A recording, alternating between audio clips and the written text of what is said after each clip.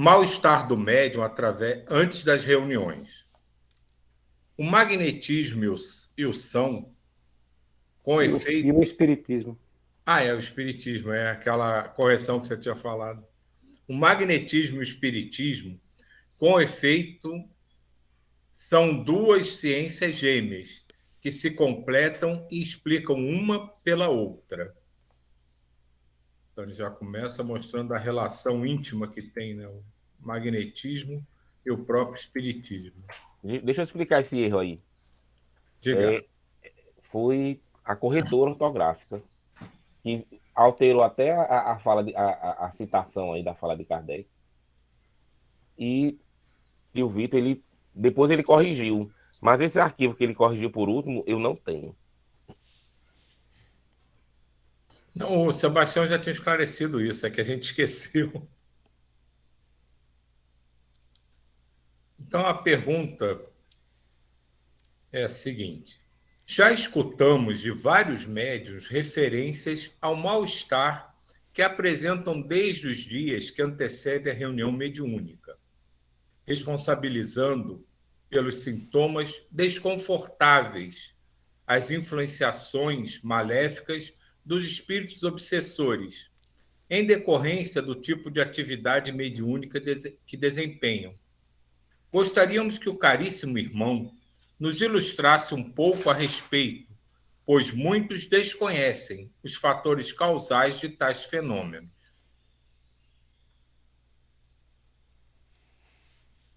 E Lancelin responde: a vivência corriqueira da prática mediúnica nos permite identificar inúmeros problemas decorrentes do desenvolvimento fluídico com os espíritos a serem atendidos.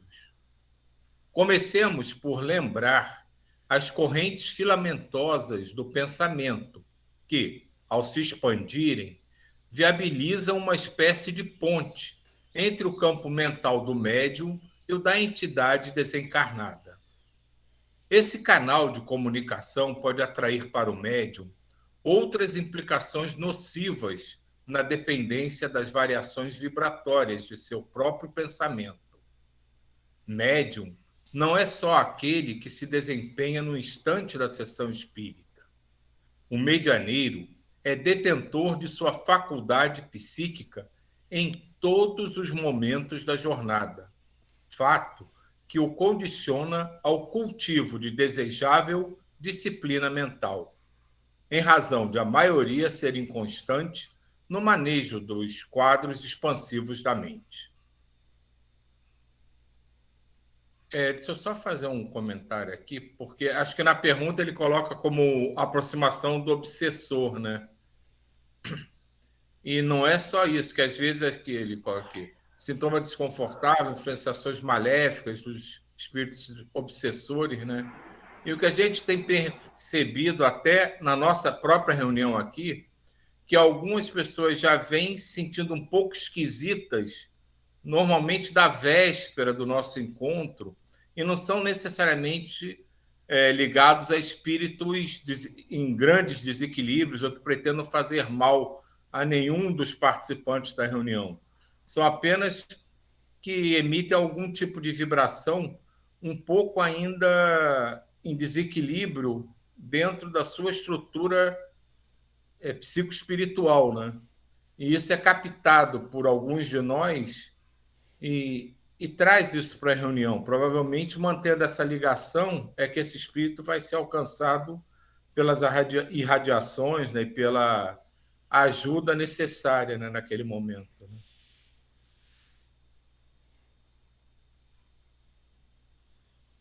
Ele toca no assunto mais na frente. Diante das oscilações vibratórias do pensamento, o sensitivo, em razão de sua atividade psíquica, pode se conectar aos espíritos radicados em regiões espirituais de baixo nível vibracional.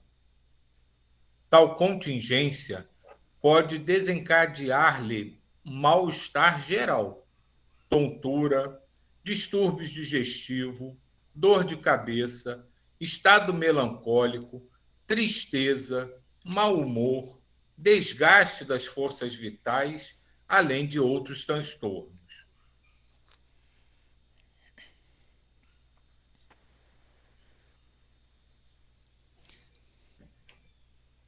E, novamente, um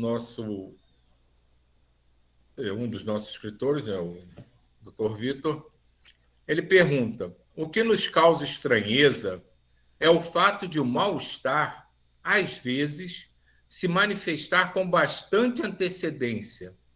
É possível tal ocorrência ter relação com a sessão mediúnica, a qual está programada para acontecer só daí a alguns dias? Quando acontece um atendimento mediúnico, em verdade, os procedimentos assistenciais tiveram início dias antes da atividade estipulada para a casa espírita. Realmente, na maioria dos casos atendidos, com propósitos evangélicos, o auxílio começou bem antes, até culminar no entrelaçamento fluídico entre o médium e o espírito a ser beneficiado pelo socorro fraterno.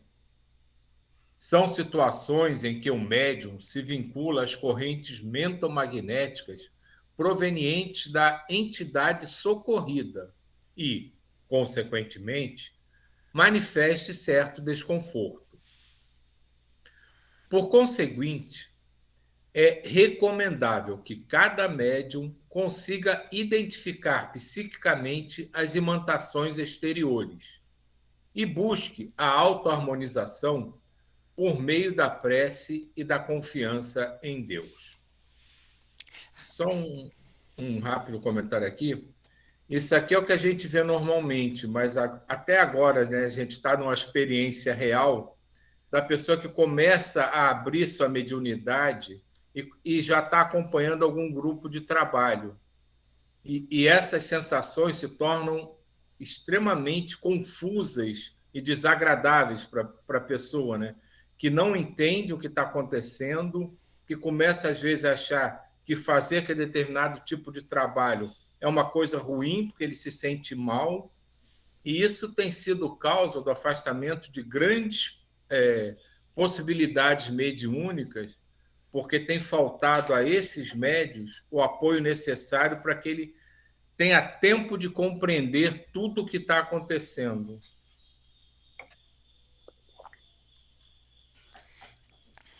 É interessante isso que você colocou, Silvio, porque realmente, né, a eclosão mediúnica é um processo muito delicado para o médium, né, que começa a receber aquelas energias e até ele conseguir compreender, e realmente se faltar o esclarecimento desse processo, ele acaba achando que essas sensações são devidos à reunião, né, e infelizmente se afastam.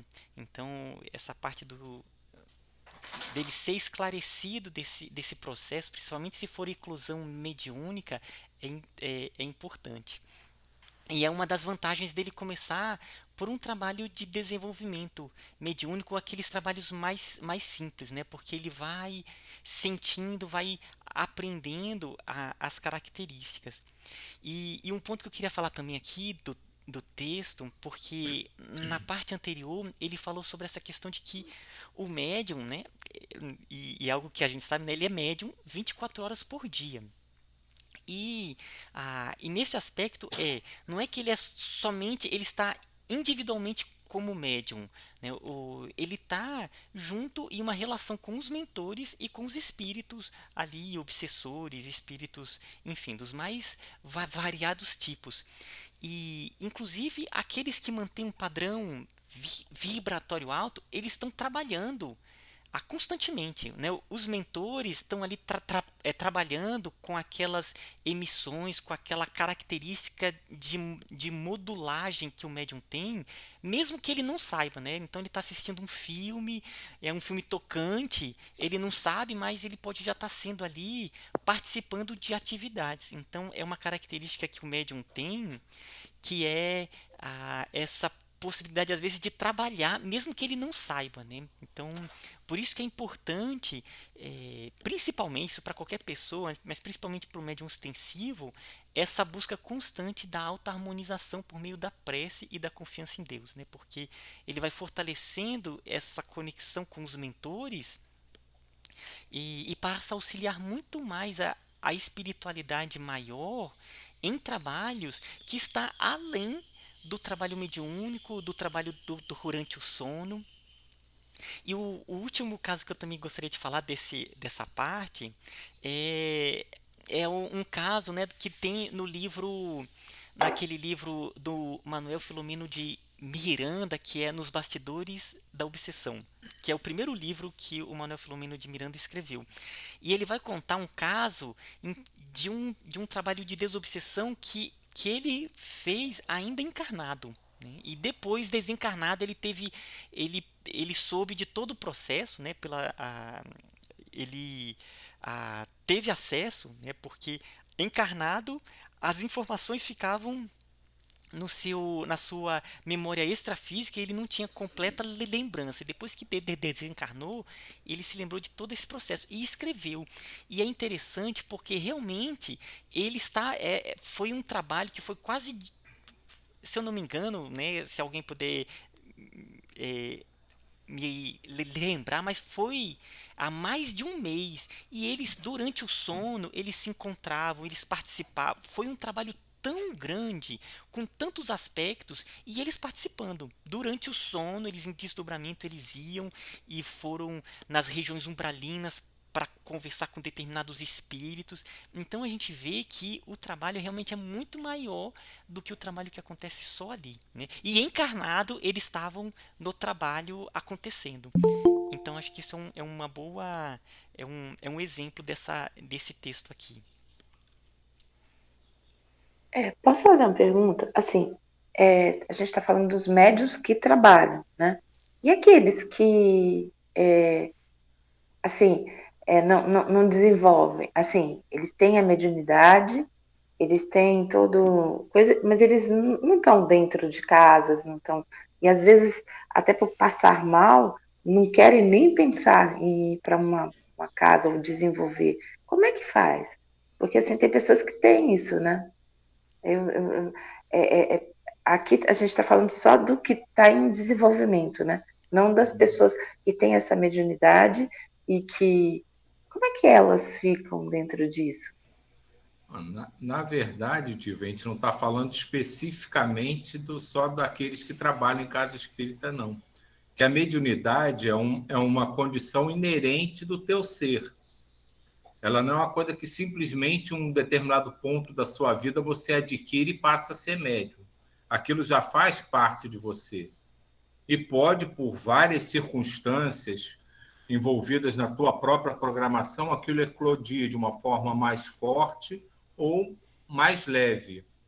Então, esse problema que você falou, justamente dessas pessoas que não são ligadas a nenhum tipo de educação mediúnica, formação, é que gera o principal problema até desse primeiro parágrafo aqui da resposta do Lancelin, porque elas começam a se sentir mal, às vezes elas começam a perceber coisas, a ver coisas, a ouvir coisas, e aquilo vai causando um pavor, às vezes, que chega a atingir um desequilíbrio sério naquela pessoa.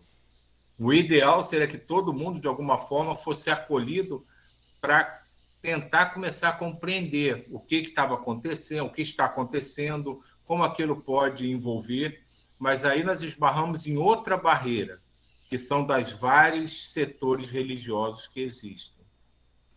Então, em alguns lugares isso pode ser acreditado à pura ação do demônio e a pessoa ser execrada por sentir determinada sensação e passa a esconder aquilo e sobreviver, tentar sobreviver com toda aquela pressão que ela percebe, mas não pode expor, porque ela vai ser altamente criticada pelo meio que ela está. E pode ser que mesmo nesse meio a pressão seja tão grande que ela foge para outro tipo de religião, que comece a tentar explicar pelo que ela está passando. Esse é um processo muito complicado, realmente.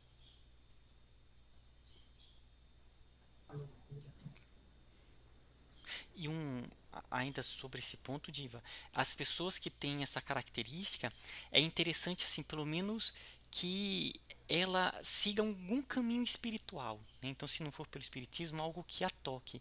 Porque no caminho espiritual ela vai se ligando com os mentores e os mentores eles vão ajustando de acordo com a situação dela. A gente tem um amigo que muitos aqui conhecem, que ele é católico, ele é um benzedor. Mas ele é um médium, mas é um médium assim, muito ostensivo, sabe? Então ele tem casos de efeitos físicos, de desdobramento, de incorporação, de clarividência. E ele tenta ler tudo de acordo com o catolicismo. Mas assim, ele é uma pessoa muito boa, né? Ele busca a espiritualidade, ele tem uma fé muito forte e os mentores vão trabalhando de acordo com essa característica dele, né? Então acho que talvez esse seja o maior ponto, é pelo menos a pessoa conseguir seguir um caminho espiritual para se ligar com os mentores. Dentro desse que Ismael falou, tem uns detalhezinhos que muitas pessoas que têm essa mediunidade ostensiva, que não conhecem, não sabem o que está lidando, que não tem um conhecimento e se envolve com várias energias, com pensamentos outros que não são os seus e não conseguem lidar, né? Mesmo às vezes essa pessoa indo para algumas religiões, se fazendo meditação, se não consegue amadurecer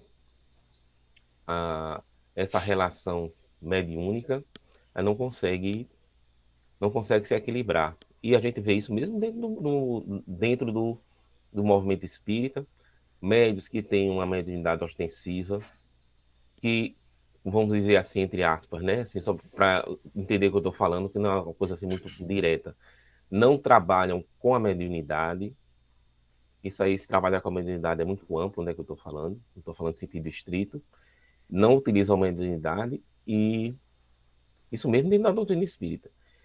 E eu conheço vários casos, acho que muitos conhecem, e passam a vida nesse envolvimento espiritual, mesmo dentro da casa espírita.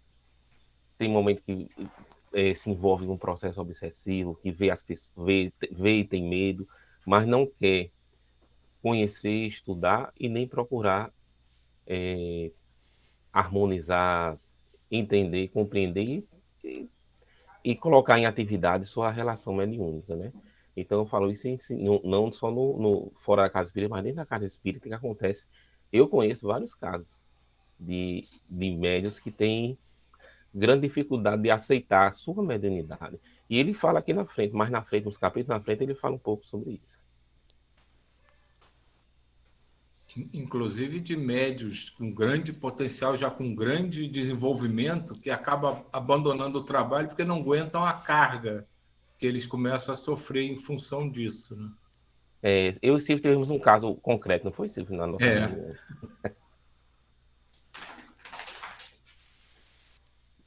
Então, terminar essa pergunta, pelo menos, nessa resposta, né? Não obstante essas recomendações preventivas, identificamos um ou outro médio ostensivo a padecer mal-estar generalizado, entre as demais complicações anteriormente citadas. Entretanto, não há o que temer. Vou até repetir. Entretanto, não há o que temer. São contingências do trabalho em si, geralmente de uma complexidade maior, a exigir de todos os envolvidos maior dose de amor à causa e doação espontânea para arrefecer a própria psicosfera espiritual e ajudar os irmãos desencarnados, ainda impossibilitados de compreenderem a importância da vida fora da matéria. A bem dizer, são casos infrequentes, pois, na maioria, o mal-estar que se manifesta antes da reunião é resolvido com a harmonização mental do médium. Aqui, só antes da gente parar por hoje, eu vou fazer um comentário que eu fiz imediatamente a ligação, quando ele diz aqui que é a exigir, né, a complexidade é exigir de todos os envolvidos maior dose de amor à causa e doação espontânea. Isso me lembrou o filme, né, acho que eu já até comentei aqui uma vez, né, não sei quem já viu, é O Exorcismo de Emily Rose, em que ela tem um processo obsessivo intenso, né, que é chamado um padre para tentar livrá-la, né, do mal, e tudo ia bem no processo de exorcismo, né? Para nós seria desobsessão, até que o ponto que ela aparece espiritualmente ao padre e pede para ele parar. Para agora com esse processo, porque você vai me liberar deles, vai afastá-los de mim. E eu sou a única fonte que esses espíritos têm para se aproximar, para ter um pouco de amor, um pouco de boa vontade. Se você me tirar deles, eles vão ficar perdidos no espaço. Então me deixe com eles, porque é a maneira que eu posso ajudá-los. E é exatamente isso. Às vezes, as sensações ruins fazem com que algumas pessoas pensem, em alguns momentos, desistir da tarefa. Mas é aí que vai se mostrar um maior afeto, um maior amor desse médio pelo trabalho em prol daqueles que necessitam.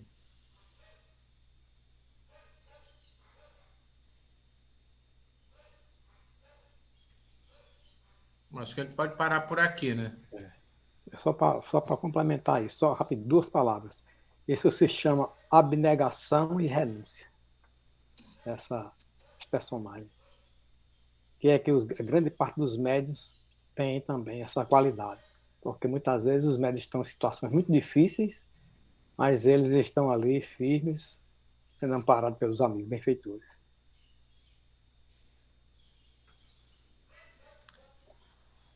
Então, pessoal.